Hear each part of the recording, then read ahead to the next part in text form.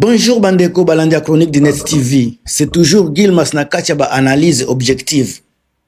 Lelo boyoki ndenge ba communicateur a Chilombo baza koloba ke ba bombarder kotoyo, ba bombarder kote kuna, walikale boye, muja boye. Bandeko boyoka ba vérité a solo awa na Chronique de Net TV. Lelo naza koloba, naza ko affirmer pe ko confirmer que les Black War toloba ba mercenaires o Tshisekedi achela ki motema baza affaibli, baza incapable, baza désorienté, baza ko échoué mission na bango face à face na ba M23. Bola kisanga village nini oyo ba mercenaires basi ba récupérer. Bozo kaka ba bombarder boy. Est-ce que bozako confirmer ba village oyo ba bombarder et puis ba récupérer? Ceux qui ba récupérer village était bozela na pese la bino sika makambu na kati émission. Mais en tout cas avant to kota. Salutation ezanga kate na ba oyo bazako soutenir chaîne. Boza ebele lobby vraiment bozala ki plus de 35 personnes oyo babengi 35 personnes. Na ebite so na bandana nani pona suke la wapi. Mais en tout cas avec le boko na nani natolo, merci et puis encore merci na soutien oyo bosali ba commentaire ba orientation ba point de vue na bino ezo sala bien. Ma Marie-Antoinette Makayabu na niveau ya France, merci na soutien na yo. François Mboukou Kassa, Crispé Kayembe, Chirac Makayabu boza ebele. Papa nanga tonton nanga Guillaume Pourboire na niveau ya France pe na pesi mbote, merci na ba soutien na bino. Alors bandeko, tokota na makambu oyo. Pourquoi lelo ba communicateur a Tshisekedi bazoko kate ko percer na masolo, bazoko kate ko percer na ba actualité o ezako mema lelo Tshisekedi na niveau ya nini ya dialogue o bazako tia pression partout. Mais ba komi lelo kolobela makambu ya bitumba, mais tant bazo lobela bitumba baza jamais koloba FARDC. Jamais na maloba na bango bazo bimisa kombo ya FARDC. Ezakaka wazalendo. Et puis ba bombardement. Soki bo comprendre makambu na bango, ba bombardement nyonso zo salema na Sud Kivu. Ezo bimela na nini na Burundi. Na niveau ya walikale bozo yoka ba mwa bitumba moko boy o bazoko ka ko dénoncer te. Mais ngai nazo pesa nanu bino na kati ya émission oyo faiblesse na incapacité ya ba Black War tolo ba mercenaires nyoso ba memaki pona ko sauver Tshisekedi parce que na makambo ya le na minute oto za ko sala émission FARDC baza oublié bazo lobela kombo ya FARDC te, c'est comme si Congo ezalaka na force armée te. Donc ba wazalendo nde ba komi ko remplacer ba FARDC na maloba ya communication ya Chilombo. Une chose est vraie, faut boye bake ba force ya nani oyo ba force ya armée ba révolutionnaire, armée ya ba révolutionnaire congolaise, il faut epé ko kanisaka nanu bango ko tala ka pe force na bango ba forma na bango bo compara kango pe na banani oyo ba mercenaire po bo comprendre pourquoi mercenaire za na difficulté ya ko conquérir ba territoire. Soki to koti sika na nature na ba statut légal aux M23, aux Black War a bosali comparaison na ba formation na bango ba entraînement botali pe ba situation ba motivation na ba financement na ba objectif stratégique na bango, vous allez sentir que ce n'est pas facile. Black War mercenaire nyoso na mokili, ce n'est pas facile aya akende ko conquérir ba territoire oyo M23 za na kati o M23 za ko contrôler, ce n'est pas facile.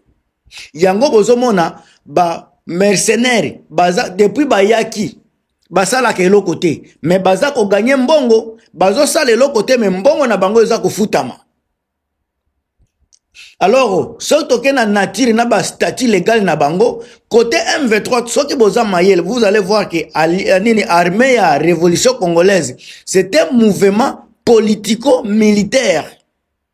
Yaba congolais ndenge baza koloba eza mouvement politico-militaire congolaise né d'un comité des ex-armées qui se sont insurgés contre le régime de Tshisekedi.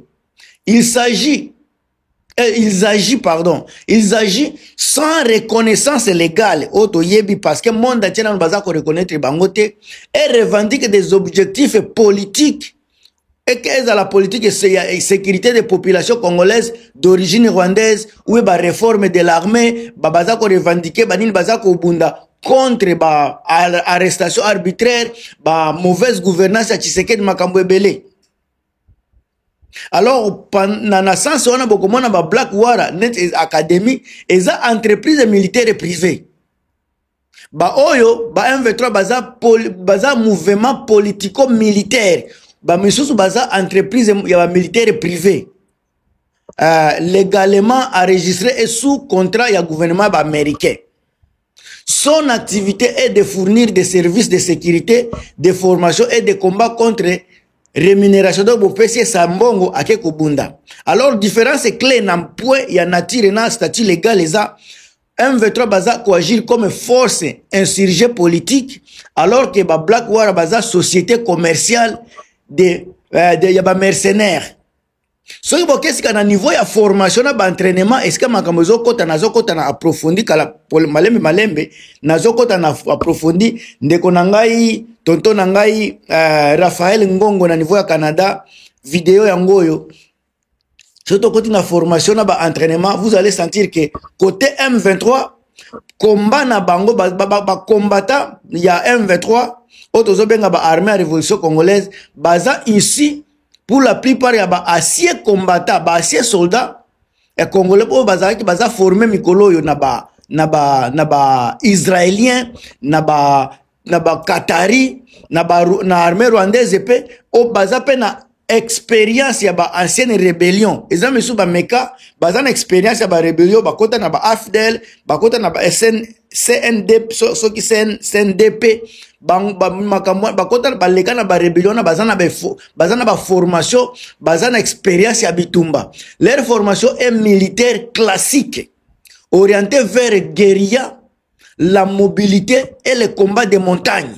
Bozo kasning baza ko nini ko définir force formation entraînement ya nani ya M23 balobi formation na bango eza militaire classique orienté vers la guérilla, la mobilité et le combat de montagne.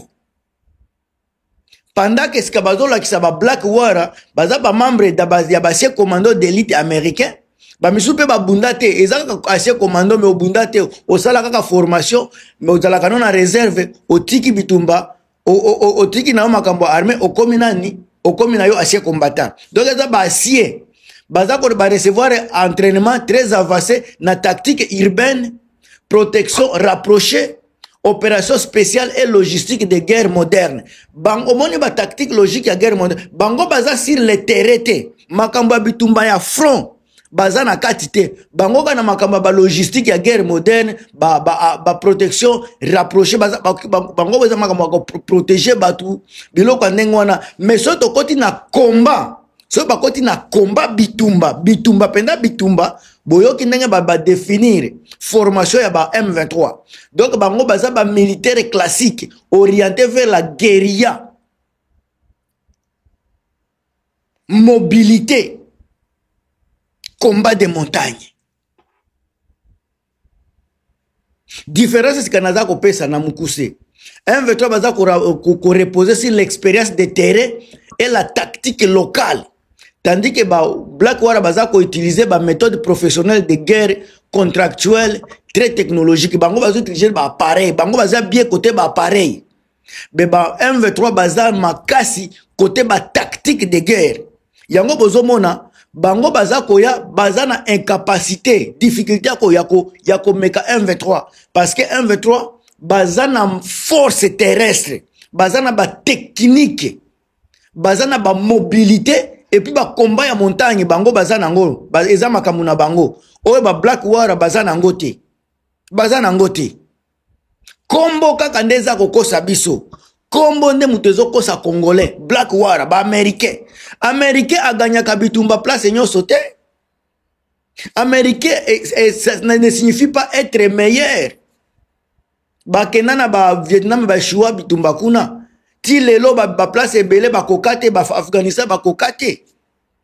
Comment biso ba congolais kombo kaka ezo bangisa congolais bino sika ba armée à révolution bango bazo banga bango te bazo bunda depuis que bazo bunda est-ce que possible yoki ke ba récupérer territoire bazo boka ba bombe bibwaka bwaka est-ce que possible moni marqué ko bwaka bombe wana baza ko récupérer territoire boza likolo boza ko bwaka bombe mais terrain ezande bo récupérer terrain M23 bino bo bwaki bombe mais M23 aza ko récupérer terrain bobwaki bombe wana eza koboma kaka ba FARDC bombe eza kokwela ba wazalendo après koboma ba FARDC ba armée ya révolution bazo kokota même temps ko récupérer terrain. C'est ça makambo fo bobanda koyebisaka pe batu bayeba nini ezoleka na terrain.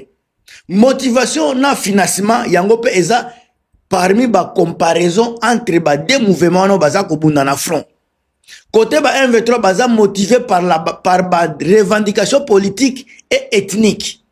Donc pour na M23, ce n'est pas ce qui ba Wagner nde bakoya ou ba Blackwater nde bakoya pour na ko changer mentalité na bango. Bango bazo bundela mabele na bango ba revendication politique na ba revendication ethnique.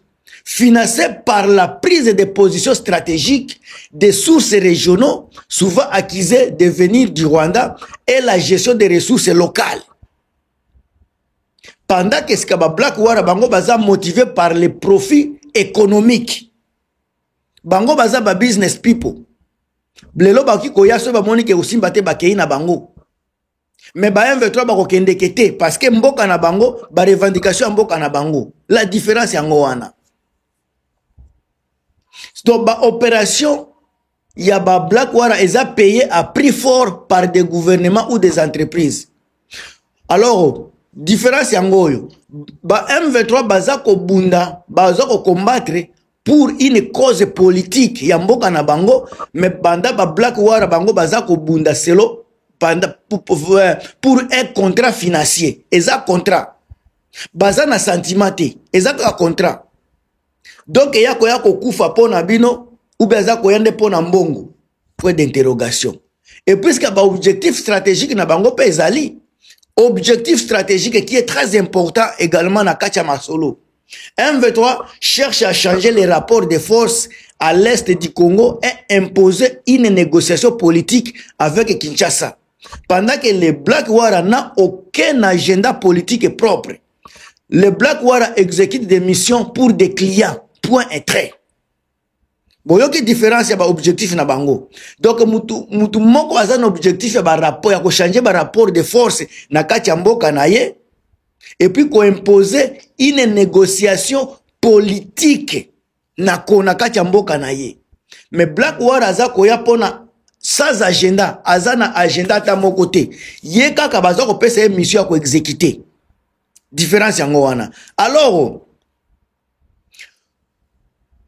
on ne peut pas comparer M23 directement na ba Blackwater parce que bazana ba objectif différent, bazana ba objectif différent, bazana ba motivation différente, bazana ba formation, entraînement différente, bazana ba nature na ba statut légal opposé. Mais le premier est le mouvement ya ba révolutionnaire qui est bien structuré.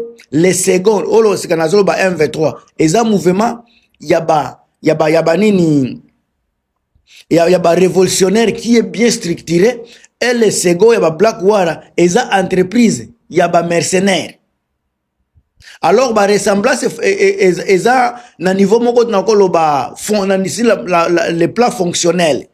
Tous les deux, bazar qu'on remplacer ou bien concurrence l'armée nationale, là où celle-ci est défaillante.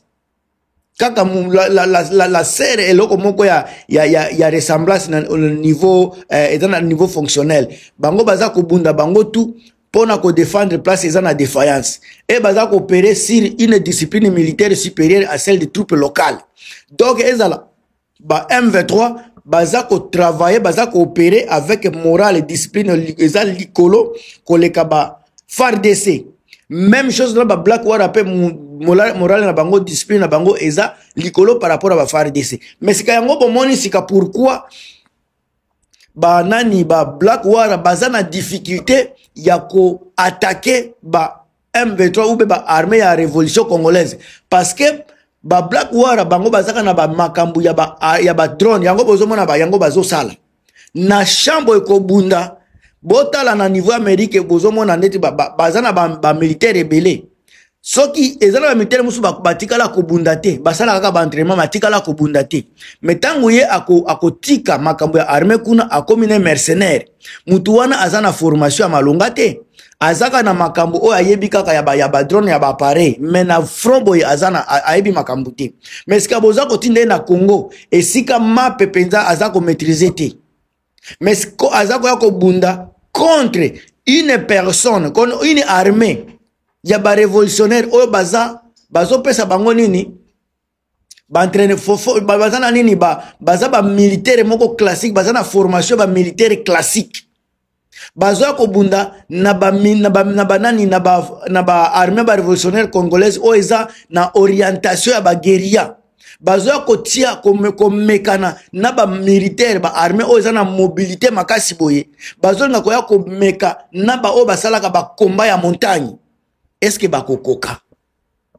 La question est ngwana. Bandeko nanga botia ba commentaire na bino toza toujours ko continuer pona ko éveiller patrie nini ko éveiller morale, ko éveiller ba peuple congolais na makambo le kana Congo. Oye bo moni ke zabie bo tiemba commentaire wana bo bakisa bo vimbisa commentaire bo tia ba j'aime bo partager ba vidéo na lingi bino mingi bandeko nanga de partout bozali naza toujours na pona bino bo partager bo commentaire on est ensemble à plus.